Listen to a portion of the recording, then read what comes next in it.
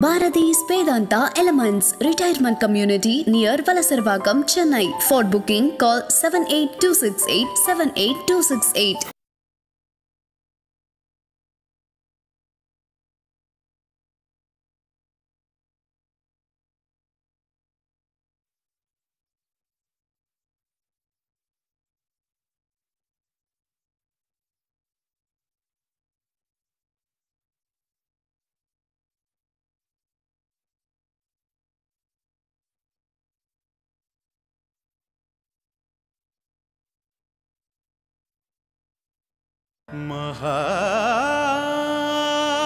महापेरियवा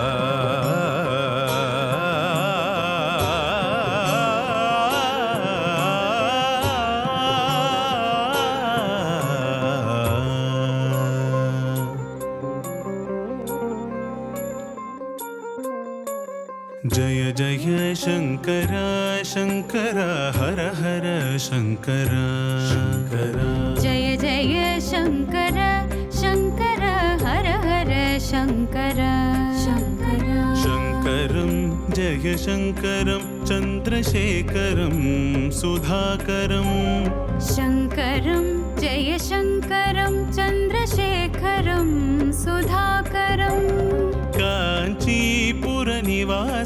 भुवनरक्षितं कृपाकरं काञ्चीपुरनिवासं भुवनरक्षितं कृपाकरं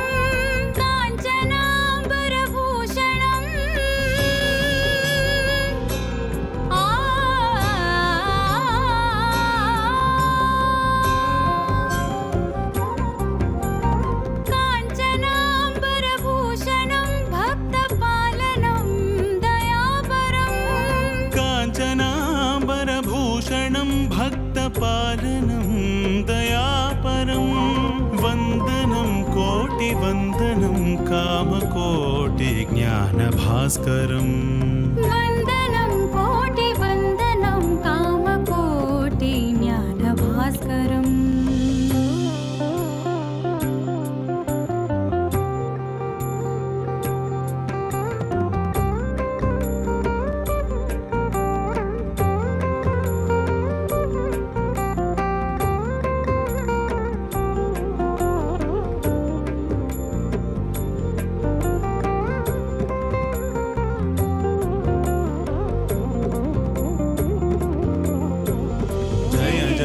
शंकर शंकर हर हर शंकर जय जय शंकर शंकर हर हर शंकर जय जय शंकर हर हर शंकर जय जय शंकर हर हर शंकर शांभवं शिव शांभवं भस्मभूषणयोगिनं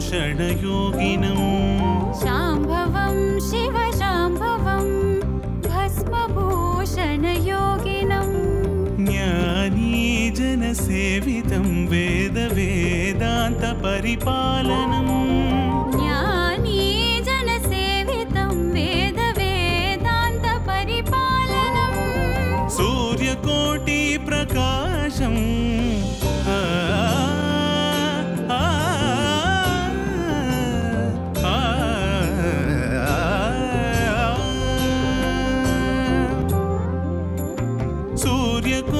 सूर्यकोटिप्रकाशं शंकरेन्द्र प्रभाकरम् सूर्यकोटिप्रकाशं शंकरेन्द्र प्रभाकरं वन्दनं कोटिवन्दनं कामकोटिज्ञानभास्करम् वन्दनं कोटिवन्दनं कामकोटिज्ञानभास्करम् जय जय शंकर शंकर हर हर शंकर जय जय शंकर शंकर हर हर शंकर शंकर शंकर चंद्रशेखर आदिशंकर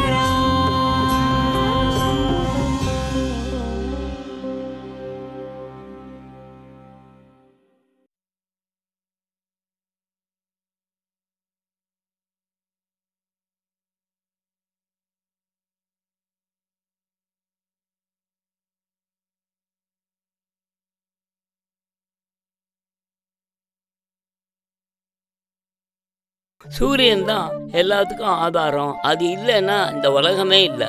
சூரியனை சுற்றி தான் மற்ற கிரகங்களும் ஜீவராசிகளும் இயங்குறது அப்படின்னு தெளிவா எடுத்து சொல்லியிருக்கா. ஜோதிஷம் வேதத்தின் கண் அப்படின்னு பெரியவாளே சொல்லியிருக்கா. ஐ ஹவ் பீன் ஃபயர்ட்னு மெயில் வந்தது இல்லையா, அதுல அப்செட் ஆனதுல அதுக்கப்புறம் ஃபர்தரா வந்த மெயில நான் பார்க்கல. இது ஆச்சரியம்னு சொல்றதா இல்ல கடவுளோட அனுகிரகம்னு சொல்றதா இல்ல சித்தம்னு சொல்றதான்னு எனக்கு தெரியல. என்ன அங்க டெர்மினேட் பண்ணினா, but I have been promoted as a senior vice president in the same company in Chennai. சந்தோஷமா இருக்கு, எங்க எல்லாருக்கும் ரொம்ப சந்தோஷமா இருக்கு. உனக்கு இங்கேயே வேலை போட்டு கொடுத்துட்டாளா?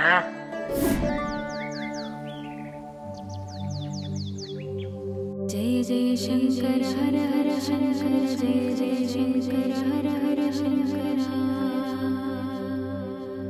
जय जय शंकर हर हर शंकर जय जय शंकर हर हर शंकर आदिशंकरा चंद्रशेखरा आदिशंकरा चंद्रशेखरा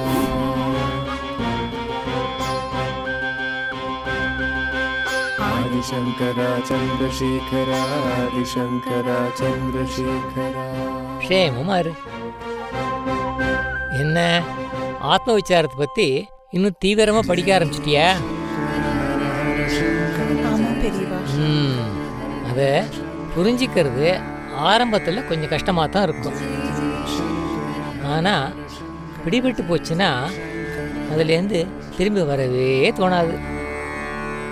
அதுவும் கணபதி நான் சொன்னது எல்லாத்தையும் ரொம்ப கோர்வையாக கம்பைல் பண்ணியிருக்கான். அப்பப்போ என்கிட்ட வந்து படிச்சு காமிச்சிட்டு போவான். மனசு நம்மளை விட்டு போறது தான் நிஜமான மோட்சம். மனசுலேருந்து விடுபட்டு ஆத்மா தானா இருக்கிறது தான் அத்வைத ஆனந்த மோட்சஸ்தானம். ஜீவத்வம் அப்படிங்கிறத நாம மனசோடதாவே நினைச்சுண்டாலும் இந்த ஜீவத்வங்கிற கற்பனைக்கு அதிஷ்டான சத்தியமான ஆத்மாதான் உண்மையிலேயான பூர்ண வஸ்து.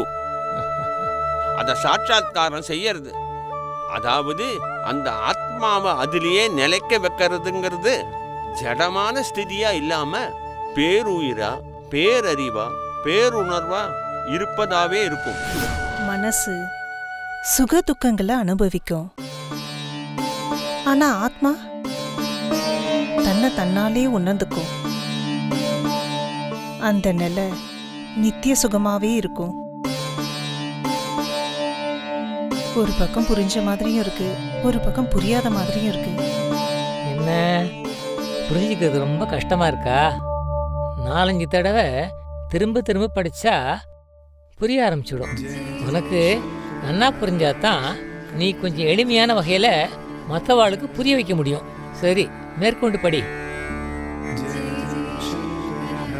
மனசை பொறுத்த வரைக்கும் அப்பப்ப சுகம் வந்தாலும் அந்த சுகத்துக்கு ஈக்குவலாவோ இல்லை அதை விட அதிகமாகவோ துக்கமும் வருது. ஆத்மால இப்படி இருக்காது. துக்கத்தை கொடுக்கக்கூடிய வேறு எதுவும் இல்லாததுனால ஆத்மாவோட நிலை துக்கங்களால துண்டித்து போகாம சாஸ்வதமானதா இருக்கும். இது மோட்சங்கிற விடுபட்ட நிலை. மனசை வச்சுண்டு ஜீவனா இருக்கிறது கட்டுப்பட்ட நிலை. கட்டு அப்படின்னு சொன்னா அது டைரக்டா மனசோட எண்ணங்களால ஏற்படும். அது மட்டும் இல்லாம அதை பூர்த்தி செஞ்சுக்க நம்மளோட சரீர இந்திரியங்கள் செய்யற காரியமாவும் இருக்கு. இந்த கர்ம பந்தத்தை தர்ம கர்மங்களால தளர்த்திக்கணும். தர்ம கர்மம் கர்ம பந்தம் அப்படின்னா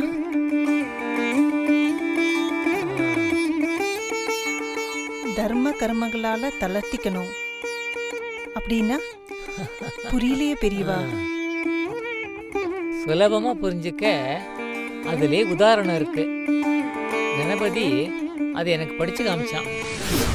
ஒரு விறகு கட்டு இருக்கு, அதை சுத்தி முடிச்ச அவுக்க முடியாம கைத்த கட்டி இருந்தா என்ன பண்ணுவா தெரியுமா? அந்த விறகு கட்டை லூசாக்கிறதுக்கு முதல்ல கட்டின கைத்த விட இறுக்கமா அதை இன்னொரு கட்டு போட்டா மாதிரி சுத்தி நெருக்கி பிடிச்சுப்பா. முடிச்சு போட்டா மாதிரி தானே ஒழிய நிஜமாவே முடிச்சு போட மாட்டா. இந்த இறுக்கத்துல முதல்ல போட்டு கட்டின கட்டு லூஸ் ஆயிடும், அதை எடுத்து போட்டுடலாம். அப்புறம் ரெண்டாவதா கட்டின மாதிரி ஒரு கயிறு இருந்தது, அந்த இன்னொரு கைத்தையும் எடுத்துட்டா எல்லா விறகுகளும் கட்டுலேருந்து விடுபட்டுடும். இதே மாதிரி மனசு பல தினசான காரியங்கள் ஈடுபட்டு நாமளும் மணி முடிச்சா கட்டு போட்டுண்டு சம்சார பந்தத்துல கிடக்கும். அதுலேருந்து விடுபட அந்த ரெண்டாவது கயிறு மாதிரி சாஸ்திர கர்மாங்கிற கட்டை நாம போட்டுக்கணும்.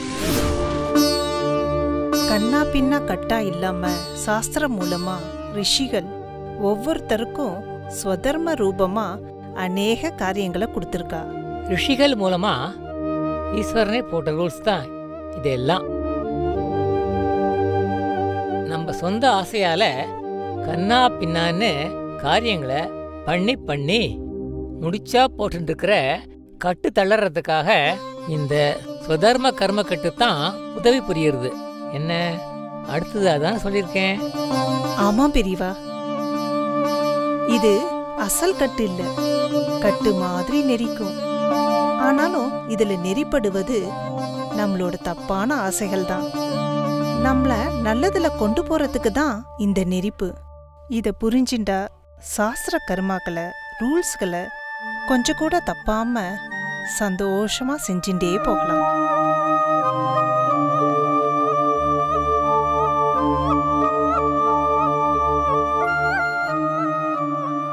பிரேயஸ் அப்படின்னா எது நமக்கு இஷ்டமா இருக்கோ அதுவே நமக்கு பிரியமா இருக்கு, அதத்தான் பிரேயஸ்ன்னு சொல்லுவா. இந்த வார்த்தை நடைமுறையில அதிகம் இல்லை, ஆனா உபனிஷத்துல பிரேயஸ் ஸ்ரேயஸ் இத ரெண்ட பத்தியும் சொல்லப்பட்டிருக்கு. ஸ்ரேயஸ்ங்கிற வார்த்தைய அடிக்கடி கேள்விப்பட்டிருக்கோம். வசந்த நன்மைகள் உண்டாகட்டும் அப்படின்னு ஆசீர்வாதம் பண்ணும்போது எல்லா ஸ்ரேயஸும் உண்டாகட்டும் அப்படிங்கிறோம். இது உண்மையில உயிருக்கு நன்மை தருதோ அதுவே ஸ்ரேயஸ். பயங்கிறதுலேருந்து வந்தது பிரேயஸ், ஸ்ரேயோங்கிறதுலேருந்து வந்தது ஸ்ரேயஸ். ஸ்ரீ அப்படின்னாலே ஸ்ரேயம்.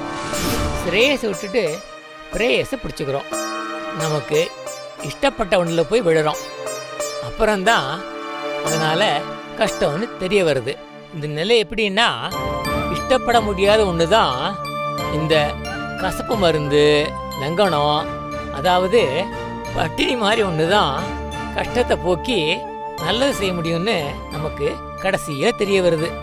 இப்போது இஷ்டப்படி சாப்பிட்றத ரெகுலர் ஹேபிட் ஆக்கிட்டோம்னா டயோரியா டிசென்ட்ரி அது இதுன்னு வரும். அப்படி வரலன்னா விடாமல் அப்படியே தான் இருந்துருப்போம். ஆனால் நாம் இஷ்டப்படி கண்டதை சாப்பிட்டது இப்போது கஷ்டத்தில் கொண்டு போய் விட்டுடுது.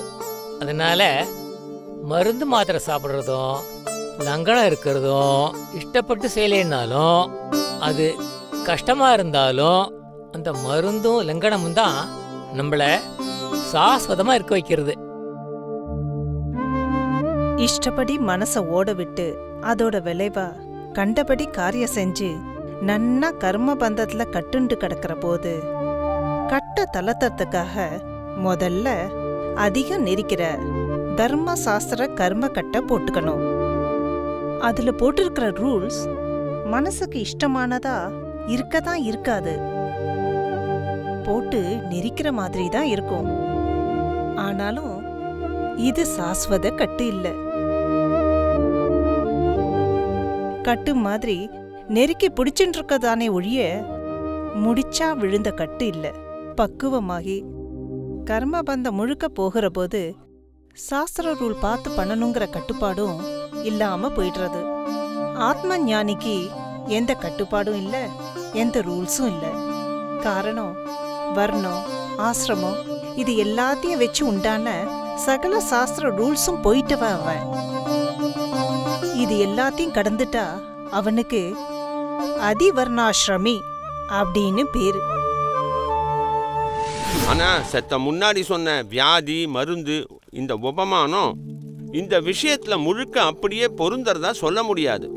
கொஞ்சம் வித்தியாசம் இருக்கத்தான் செய்யறது. கொஞ்ச நாள் இல்ல 2-3 வேளை மருந்து சாப்பிட்டா ஜீரண கோளாறு சரியாற மாதிரி அவ்வளவு சீக்கிரத்துல கர்மாங்கிற வியாதி தீர்றதில்ல. பரவாயில்லையே, நான் சொன்னதை அப்படியே எழுதியிருக்கியே. ஏதோ பெரியவா ஆசீர்வாதம்.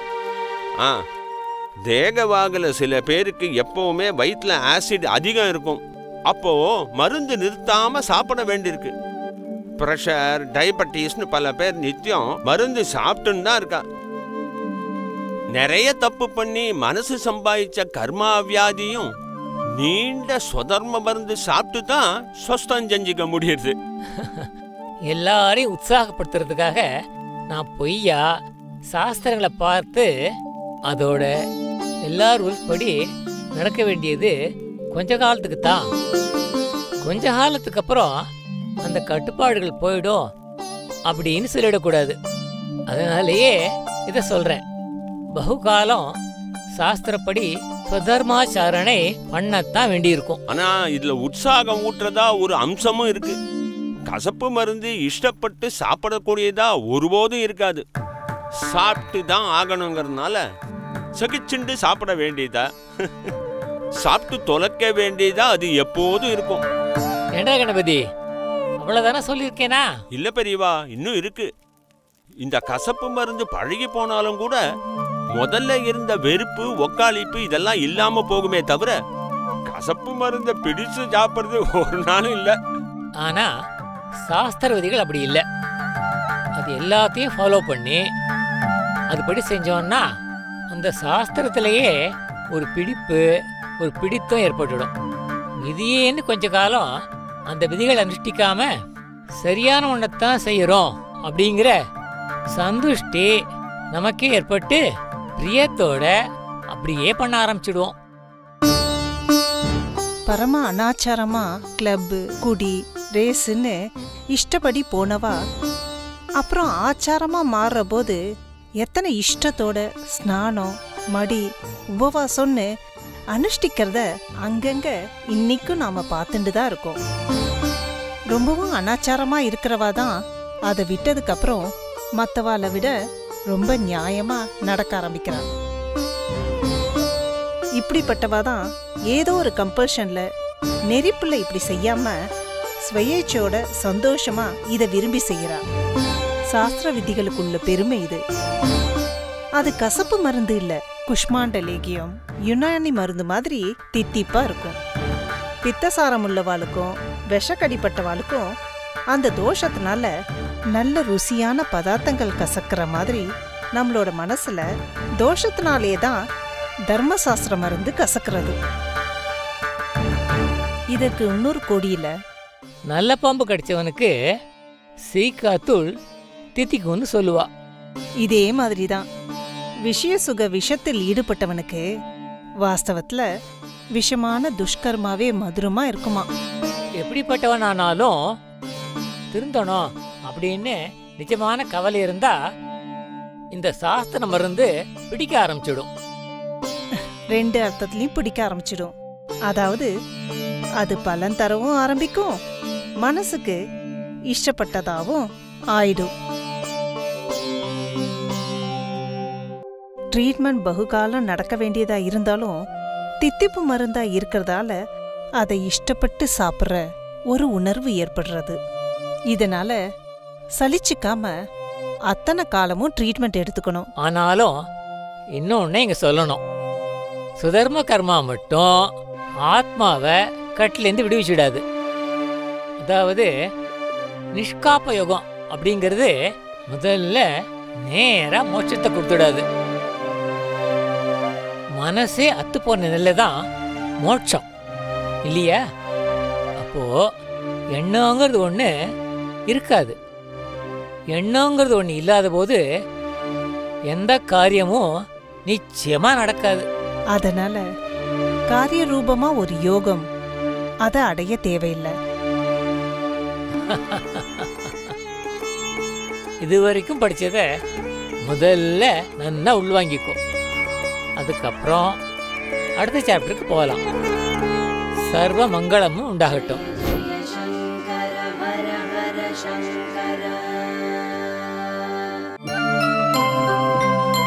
அனுஷா, நீங்க வந்து கிட்டத்தட்ட 1 மாசம் ஆக போறது. இந்த காலகட்டத்தில் உனக்குள்ள நிறைய மாற்றங்கள்லாம் ஏற்பட்டிருக்கு. அது என்னங்கிறத நீ உணர்ந்திருப்ப. அந்த மாற்றங்கள் என்னங்கிறத உங்ககிட்டேருந்து தெரிஞ்சுக்கணும்னு தாமா நான் ஆசைப்படுறேன். இப்போ உனக்கு மட்டும் சொல்லல, எல்லாருக்குமே வாழ்க்கையில் ஒரு லட்சியம், கொள்கை, பிடிப்பு, என்ன மாதிரி வாழ்க்கை வாழணும் அப்படின்னு ஒரு தாட், எய்ம், ஆம்பிஷன் இருக்கும் இல்லையா? ஸோ உன்னோட லட்சியம் என்ன? வாழ்க்கைக்கு எது நல்லது, பயனுள்ளதுங்கிறத எடுத்து சொல்ல வேண்டியது என்னோட கடமை. அதை எடுத்துக்கிறதும் எடுத்துக்காததும் அவ இஷ்டம். நீங்கள் எந்த முடிவு எடுத்தாலும் சரி, அதுக்காக நான் எந்த விதமான ஆட்சேபனையோ வருத்தமோ படமாட்டேன். ஏம்மா அனுஷா, தெய்வத்தின் குரல் எல்லா பாகத்தையும் படித்தேன்னு சொன்னீங்க. தெய்வத்தின் குரல் நான் படிச்சது நாலேஜ்காக, பிராக்டிஸ் பண்றதுக்காக இல்ல.